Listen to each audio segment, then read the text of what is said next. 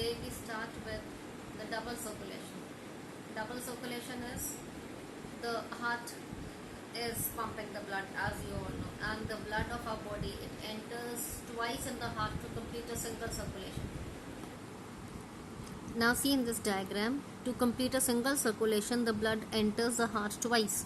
So that is through the right auricle. As through the right auricle, the deoxygenated blood enters the body, it goes into the right ventricle. From the ventricle, it enters the lungs through the pulmonary artery. From the lungs, it enters the left auricle again. It enters the heart, but in the left auricle. From the left auricle to the left ventricle and through aorta in the entire body. So when it goes from the right ventricle into the lungs for oxygenation, it is brought back into the heart, but not in the same chamber. So the circulation is still not complete. So from the aorta, it again enters the body again in the right auricle. So when it enters the right auricle again, one circulation is complete. So we say that to complete a single circulation, the blood has to enter the heart twice, but in some other part of itself. So it is having two parts. One, when it is in the lungs, it is called as pulmonary circulation, and when it is in the body, it is called as systemic circulation. So through pulmonary artery, the deoxygenated blood enters the lungs for oxygenation. Through pulmonary veins, it enters into the left auricle. From the aorta, it is supplied to the entire body, and through the inferior and superior vena cava, it is brought back into the heart, that is into the right auricle. Now the arterial system. Arterial system is the system of blood vessels which transports the blood from the heart to various organs, that is called as arterial system, and that is through the arteries. And the venous system is from the organs, it is collecting the blood and given back into the heart through the veins, that is called as venous system. Now we talk about the portal vein, the hepatic portal vein. The vein which starts and ends in capillaries is called as the portal vein. Now this portal vein is the vein which is starting from our alimentary canal, the spleen and the pancreas, and it is taking into the food that is digested into the liver for storage and metabolism. Now in this diagram, let's see from the liver, these are the parts of intestine. So from the stomach, the gastric vein. From the intestines, it is the inferior mesenteric vein and the superior mesenteric vein. They are bringing the digested food. It is not entering the vena cava, it is entering the liver. So from the organs, that is the stomach and the intestines, it is entering another organ.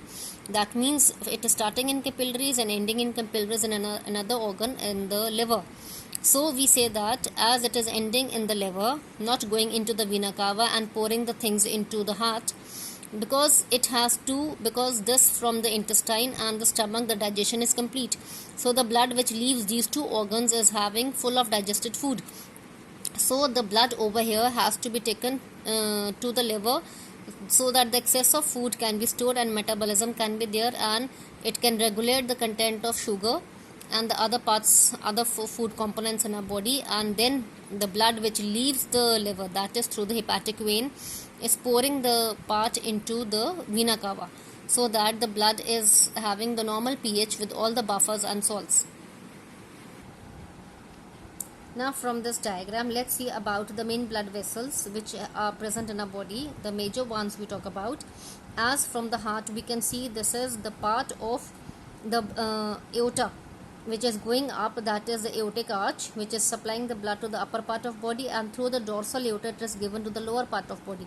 So through this ascending aorta, that is the the upper part of the aortic arch, it is given as innominate artery, which is supplying into the left and the right parts. So it is supplying to the upper part of body, that is head, neck and arms, and through the dorsal aorta it is given to the lower parts of body. Let's see the name of the blood vessels. Clear. Now from the names of the organs to which it is supplying, the head and neck is supplying the common carotid artery, and collecting the blood of the name is jugular veins. To the arms, it is supplying the subclavian arteries, and collecting is the subclavian veins. To heart muscles, we have coronary arteries, and collection of the blood is by the coronary sinus. We don't have the veins. We don't call them as veins. The intercostal arteries, that is to the intercostal muscles of a body. to the muscles present in between our ribs and the diaphragm, we have intercostal arteries and intercostal veins. To the liver supplying the blood, we have hepatic artery and hepatic vein. To stomach, we have the gastric artery. To the intestines, we have mesenteric arteries, but collecting from these, we form the hepatic portal vein, which is taking the blood into the liver and taking out as the hepatic vein. To the kidneys, we have renal artery, and collection is done with the help of renal veins. To the testes in males and females, we have the gonadal arteries. Collection is by the gonadal veins. To the urinary bladder, the uterus and the prostate glands in the males, the uterus in the females, we have common iliac arteries. Collection is done by common iliac veins. To the legs and the lower parts, we have the femoral artery and the femoral veins. So with these, we have the name of the major blood vessels which are present in our body. Go through it. Thank you so much.